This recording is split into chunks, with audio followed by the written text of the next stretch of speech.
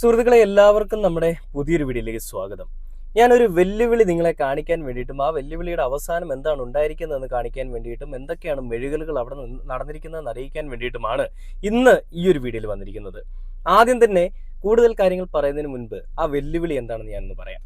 അതായത് 2016 B J P M L എയും 2021 LDF M L എയും നേമത്ത് കൊണ്ടുവന്ന വികസനങ്ങൾ താരതമ്യം ചെയ്ത് നാട്ടുകാർ ചർച്ച ചെയ്യട്ടെ.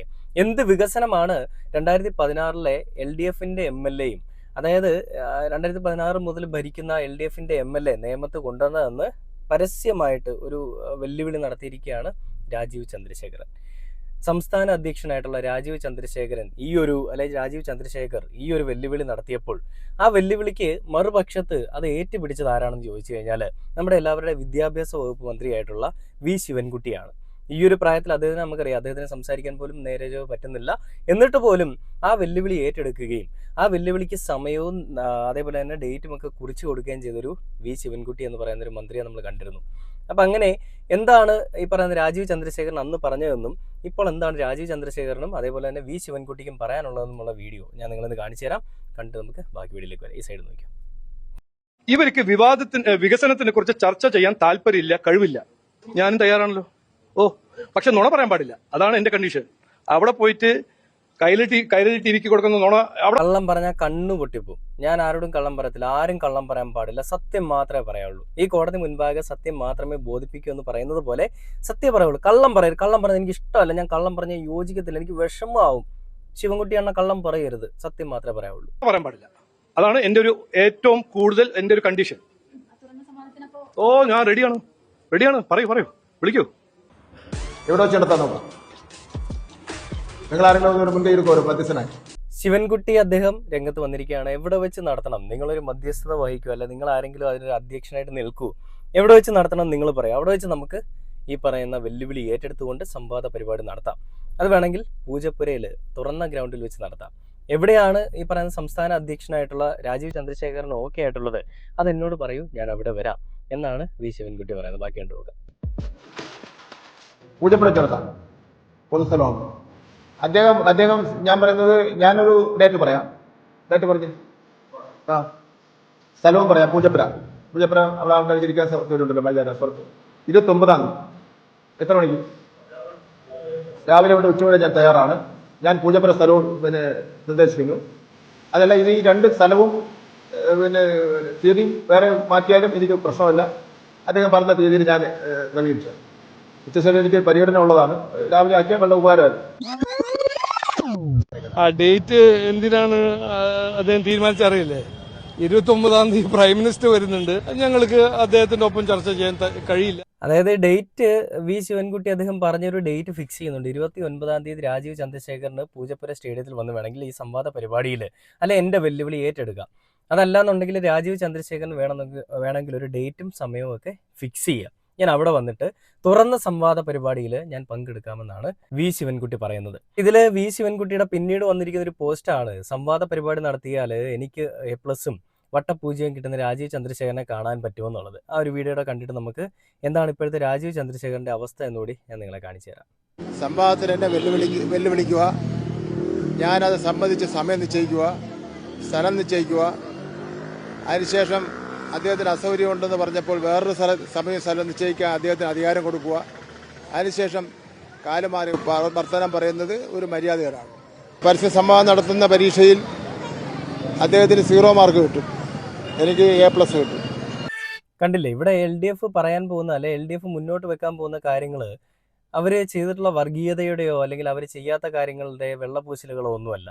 ഇത്രയും നാളും 10 വർഷം ഭരിച്ചിട്ടുണ്ടെങ്കിൽ ആ 10 വർഷം ചെയ്തിട്ടുള്ള പ്രവർത്തനങ്ങളെ വെച്ചിട്ടാണ് അവർ സംസാരിക്കാൻ പോകുന്നത്. രാജീവ് ചന്ദ്രശേഖർ ചെയ്യാൻ പോകുന്നത് അവർ ചെയ്തിട്ടില്ലാത്ത കാര്യങ്ങൾ ചെയ്തു എന്ന് വരുത്തി തീർക്കാനാണ്. അപ്പോൾ രാജീവ് ചന്ദ്രശേഖരന് കൂടുതൽ പ്രിപ്പറേഷൻ്റെ ടൈം ആവശ്യം വരും, കൂടുതൽ പ്രിപ്പറേഷൻ ചെയ്യേണ്ടതായിട്ടുള്ള കാര്യങ്ങളും വേണ്ടിവരും.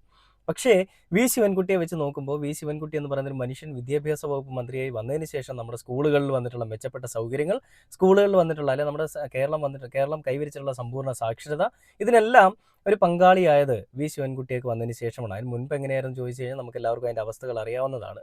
അപ്പോൾ ഈ രീതിയിലൊക്കെ ഒരുപാട് വികസനങ്ങൾ കൊണ്ടുവന്ന ഒരാളിനെ ഈ രീതിയിൽ വെല്ലുവിളിക്കുമ്പോൾ, ഇങ്ങനൊരു സംവാദ പരിപാടിക്ക് വേണ്ടി വെല്ലുവിളിക്കുമ്പോൾ രാജീവ് ചന്ദ്രശേഖരൻ നീ കുറച്ചുകൂടി ഒന്ന് ചിന്തിക്കേണ്ടിയിരുന്നു.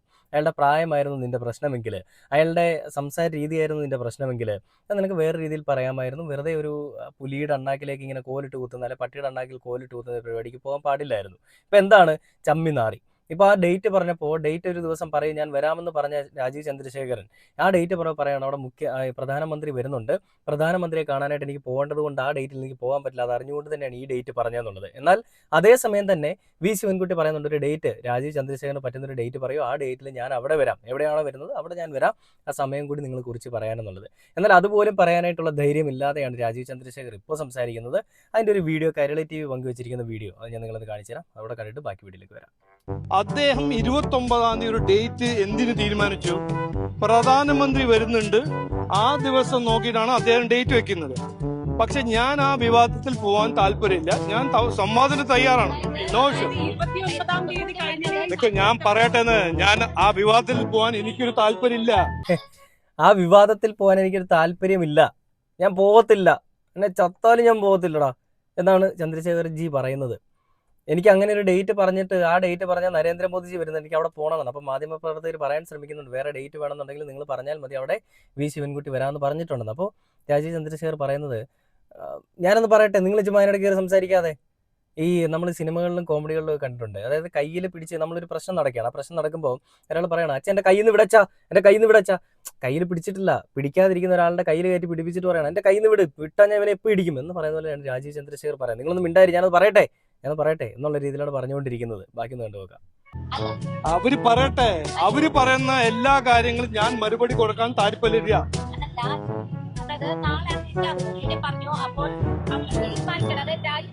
അത് ഞാൻ തീരുമാനിച്ചോളാം. അല്ല, അദ്ദേഹത്തിന്റെ നമ്പർ എന്റെ അടുത്തുണ്ട്. എനിക്ക് താല്പര്യം ഉണ്ടെങ്കിൽ ഞാൻ അദ്ദേഹത്തിനെ വിളിച്ചോളാം. നിങ്ങളുടെ ഒരു ഇന്റർവെൻഷന്റെ ആവശ്യമില്ല. ഞാന് ആരാത്? ഇത്തരത്തിൽ 29-ാം തീയതി സംവാദം വെച്ചത് താങ്കളുടെ തന്ത്രമാണെന്നാണ് രാജീവ് ചന്ദ്രശേഖർ പറയുന്നത്. 29-ാം തീയതി മാറ്റാം. വി ശിവൻകുട്ടി പറയുന്ന മറുപടിയാണ് കേട്ടോ. അത് 29-ാം തീയതി താങ്കൾ ഈ പറയുന്ന സംവാദ പരിപാടി വെച്ചത് താങ്കളുടെ ഒരു തന്ത്രമാണെന്നാണ് ഈ രാജീവ് ചന്ദ്രശേഖർ പറയുന്നതെന്ന് പറയുമ്പോൾ വി ശിവൻകുട്ടി പറയുന്ന മറുപടിയാണ്. വേണമെങ്കിൽ 29-ാം തീയതി മാറ്റാം. ബാക്കിയായിട്ട് നോക്കാം. അദ്ദേഹം തന്നെ നിശ്ചയിക്കട്ടെ മറ്റൊരു ദിവസവും സ്ഥലവും, ഞാനത് എപ്പോഴും തയ്യാറാണ്. അദ്ദേഹം പറയുന്നത് ഇപ്പം ലാസ്റ്റ് പറയുന്ന മുഖ്യമന്ത്രിയായിട്ടേ സംഭവത്തിനുള്ളൂ. ആ പറയുന്നത് ഒരുതരം മര്യാദകേടെന്ന് മാത്രമേ പറയാൻ പറ്റൂ. സംവാദത്തിന് എന്നെ വെല്ലുവിളിക്കുക, ഞാനത് സംബന്ധിച്ച് സമയം നിശ്ചയിക്കുക, സ്ഥലം നിശ്ചയിക്കുക, അതിനുശേഷം അദ്ദേഹത്തിന് അസൗകര്യം ഉണ്ടെന്ന് പറഞ്ഞപ്പോൾ വേറൊരു സ്ഥലം നിശ്ചയിക്കാൻ അദ്ദേഹത്തിന് അധികാരം കൊടുക്കുക, അതിനുശേഷം കാലുമാറി വർത്തമാനം പറയുന്നത് ഒരു മര്യാദകേടാണ്. അദ്ദേഹത്തിന്റെ സ്ഥാനത്തിരിക്കുന്നവർക്ക് പറയാൻ പറ്റുന്ന ഒരു നിലപാടല്ല അത്. പരസ്യ സംവാദത്തിന് അങ്ങയോട് പരസ്യ സംവാദം നടത്താൻ ഒരു താല്പര്യമില്ലായ്മയാണോ അത്? അദ്ദേഹം പരസ്യ സംവാദം നടത്തുന്ന പരീക്ഷയിൽ അദ്ദേഹത്തിന് 0 മാർക്ക് കിട്ടും, എനിക്ക് A+ കിട്ടും. വളരെ വ്യക്തമായിട്ട് തന്നെ വി ശിവൻകുട്ടി എന്ന് പറയുന്ന മനുഷ്യൻ അവിടെ കാര്യങ്ങൾ പറഞ്ഞു. അദ്ദേഹത്തിന് പേടിയുള്ളത് കൊണ്ടാണ് ഈ രീതിയിലൊക്കെ വാക്കുകൾ മാറ്റി പറയുന്നത്. ഈ വാക്കുകൾ മാറ്റി പറയുന്നത് നല്ലൊരു മര്യാദ ഉള്ളൊരു പരിപാടിയൊന്നുമല്ല, മര്യാദക്കേട് തന്നെയാണെന്നാണ് വി ശിവൻകുട്ടി പറയുന്നത്. ഇങ്ങനെ പേടിയായിരുന്നു എന്നുണ്ടെങ്കിൽ എന്തിനാണ് ഈ ചന്ദ്രശേഖർ അണ്ണ ഈ കാര്യത്തിനൊക്കെ പോയത്? ഓപ്പണായിട്ട് ഒരു സംവാദ പരിപാടിക്ക് വിളിക്കുമ്പോൾ എന്തൊക്കെ ചോദ്യങ്ങൾ ചോദിക്കുമെന്നുള്ളൊരു ചോദ്യം അല്ലെങ്കിൽ ഒരു ചിന്താഗതി മനസ്സിൽ വന്നിട്ടുണ്ട്. ആ പേടിയായിരിക്കാം മേ ബി. അല്ലെങ്കിൽ എനിക്ക് ഇവരോടൊന്നും സംസാരിക്കാൻ താല്പര്യമില്ല, ഞാൻ ഉന്നത കുലജാതൻ്റെ ഏറ്റവും അടുത്ത ആളാണ്, അതുകൊണ്ട് എനിക്ക് ഇങ്ങനെയുള്ള ആളുകളോട്, താഴേക്കിടയിൽപ്പെട്ട ആളുകളോട് സംസാരിക്കാൻ താല്പര്യമില്ല. മേ ബി അതായിരിക്കാം. ഇതൊക്കെ ആണെങ്കിലും ഇങ്ങനെ ഒരു നട്ടലെന്ന് പറയുന്ന സാധനം വേണം. നട്ടലിന് പകരം റബ്ബറൊക്കെ ആയിക്കഴിഞ്ഞാൽ അതിങ്ങനെ വളയും, ഭയങ്കരമായിട്ട് ഫ്ലെക്സിബിൾ ആയിരിക്കും. സ്പ്രിങ് ആണെന്നുണ്ടെങ്കിൽ വീണ്ടും വളയും. അപ്പോൾ അങ്ങനെ സ്പ്രിങ് ആണെങ്കിൽ കുറച്ചെങ്കിലും കട്ട് ചെയ്യണം, റബ്ബർ ആണെന്നുണ്ടെങ്കിൽ വളഞ്ഞ് ചുരുണ്ട് വേറെ തലങ്ങളിലൂടെയൊക്കെ പോകും. അങ്ങനെയുള്ള ഒരു അവസ്ഥയിലാണ് രാജീവ് ചന്ദ്രശേഖർ അടക്കമുള്ള ആളുകൾ ഇരിക്കുന്നത്. അപ്പോൾ ഇവിടെ വെല്ലുവിളിച്ച് നാണം കിട്ടിരിക്കുന്ന രാജീവ് ചന്ദ്രശേഖരനെയും വെല്ലുവിളി ഏറ്റെടുത്ത് രാജാവിനെ പോലിരിക്കുന്ന വി ശിവൻകുട്ടിയാണ് കാണുന്നത്. നല്ലത് ചെയ്താൽ ആര് നല്ലത് ചെയ്താലും ആ ജനങ്ങൾ, കേരളത്തിലെ ജനങ്ങൾ അത് വിലയിരുത്തുന്നുണ്ട്. നല്ലതാണെങ്കിൽ നല്ലതെന്ന് പറയും, മോശമാണെങ്കിൽ അവർ മോശമെന്നും പറയും. നമ്മളും അതുപോലെ തന്നെയാണ്. രാജീവ് ചന്ദ്രശേഖർ നല്ലത് ചെയ്യുന്നുണ്ടെങ്കിൽ നല്ലതാണെന്ന് പറയും, മോശമാണ് ചെയ്യുന്നതെങ്കിൽ, മോശം മാത്രമാണ് ചെയ്യുന്നതെങ്കിൽ അതിനെയും നമ്മൾ അതിൻ്റേതായിട്ടുള്ള രീതിയിൽ സംസാരിക്കും, പറയും. ഇത് കാണുമ്പോൾ കുരു പൊട്ടുന്നുണ്ടെങ്കിൽ പൊന്നുമക്കളെ, കുരു പൊട്ടി എന്തെങ്കിലുമൊക്കെ നിങ്ങൾ ചെയ്ത് കൂട്ടിയാൽ അതൊന്നും എന്നെ ബാധിക്കുന്ന വിഷയങ്ങളല്ല. എനിക്ക് പറയാനുള്ളത് ഇവിടെ പറയുക തന്നെ ചെയ്യും. അത് കാണാൻ വേണ്ടിയിട്ട് ഇരിക്കുന്ന ആളുകളാണ് ഇതിപ്പോൾ കണ്ടുകൊണ്ടിരിക്കുന്നത്. അപ്പോൾ എന്തായാലും പുതിയൊരു വീഡിയോ ആയിട്ട് അടുത്ത ദിവസം കാണാം. Okay, by.